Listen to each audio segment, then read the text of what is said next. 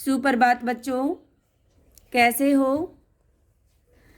तो बेटा कल हमने अध्याय नंबर 2 के शब्दार्थ किए थे और लेखक जीवन परिचय भी किया था। लेखक का किसका? प्रेमचंद का। आज करते हैं हम इसका बुक वर्क और प्रश्न उत्तर।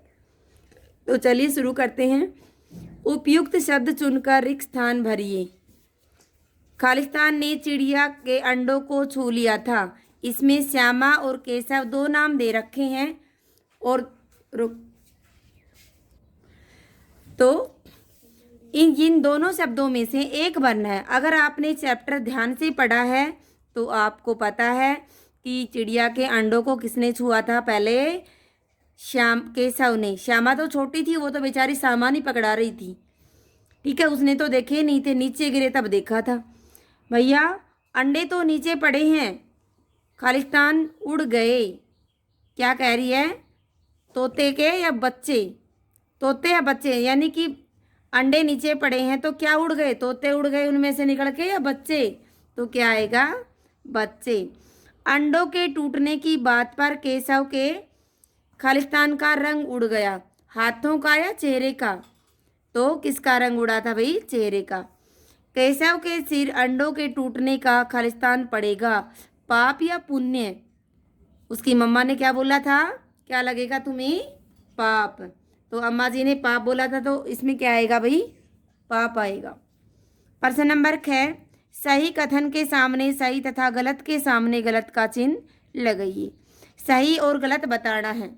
केशव की माता को पता न था कि बच्चे चिड़िया के अंडों के विषय में क्या सोचते थे। बिल्कुल सही है। केशव श्यामा के सामने स्वयं को अधिक बुद्धिमान होना दर्शाता था। बिल्कुल भाई, क्योंकि वो बड़ा था तो बुद्धिमान तो होना भी है वैसे भी। केशव व श्यामा को इस बात की चिंता थी कि चिड़िया सारे बच्चों का पेट कैसे भरेगी। ये बात भी सही है भाई, वो चिंता कर रहे थे बच्चे। अम्मा की नासमझी के कारण चिड़िया के अंडे किसी काम के न रहे, तो ये बात गलत है, क्योंकि अंडों को किसने छुआ था? केशव ने। तो इसमें क्या आएगा? गलत। प्रश्न नंबर 11, पाठ के आधार पर सही विकल्प के आगे सही का चिन्ह लगाइए। चिड़िया ने अंडे कहाँ दिए थे? कॉर्निक्स के ऊपर, कॉर्निक्स के नीचे या रोशनदान में? तो ऑप्शन ए बिल्कुल। अगला प्रश्न नंबर 2, केशव ने चिड़िया के लिए पानी रखा पीतल की कटोरी में, टूटे प्याले में, पत्थर की प्याली में? तो किस में रखा था? पत्थर की प्याली थी उसमें रखा था।